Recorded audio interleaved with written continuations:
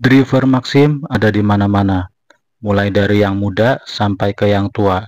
Sering kita lihat berpapasan di jalan, bahkan ada yang masih menggunakan celana SMA sedang membawa penumpang. Kalau kita perhatikan sebenarnya, setiap hari pasti ada aja wajah-wajah driver yang baru di sekitar kita. Yang dulunya di suatu perumahan tempat kita mengambil penumpang itu ramai, sekarang sudah sepi karena banyak dari orang perumahannya itu sendiri yang sudah menjadi driver Maxim. Sehingga kita yang datang dari luar perumahannya akan sulit untuk mendapatkan orderan dari dalam perumahan tersebut karena sudah diambil driver dari orang perumahannya itu sendiri.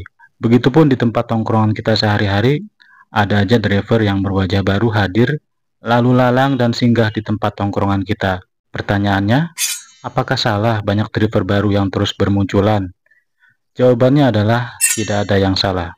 Semua orang punya hak masing-masing untuk minimal bertahan hidup, membiayai diri sendiri, bahkan untuk nafkah keluarganya. Dan dengan cara mendaftar sebagai driver Maxim adalah sebagai salah satu bentuk ikhtiar untuk mencari pendapatan yang halal bagi mereka. Kita jangan sekali-kali egois untuk berkata, tutup pendaftaran Maxim, tutup pendaftaran driver Maxim. Karena nyatanya di Indonesia sendiri masih banyak orang yang tidak memiliki pekerjaan tetap selain menjadi driver Maxim. Kamu juga dulunya sebagai driver juga kan bro? Dan dibenci sama driver yang sudah lebih dulu mendaftar? Dan sekarang setelah kamu mendaftar menjadi driver, kenapa harus egois dengan driver yang baru saja mendaftar ini?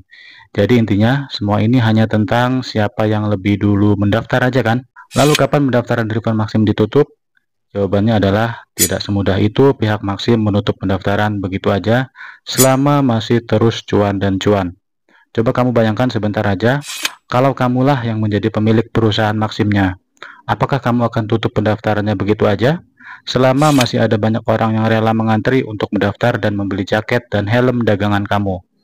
Jawabannya tidak semudah itu Ferguson, karena ini semua tentang bisnis yang menghasilkan pundi-pundi rupiah di kantong mereka.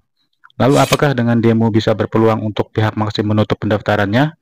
Jawabannya adalah percuma. Karena demo sudah berkali-kali dilakukan, tapi tetap aja hasilnya nol besar. Karena tetap yang berkuasalah yang akan menjadi pemenangnya.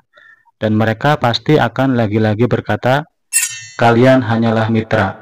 Jika tidak lagi senang untuk menjadi mitra driver kami, silakan berhenti sekarang juga.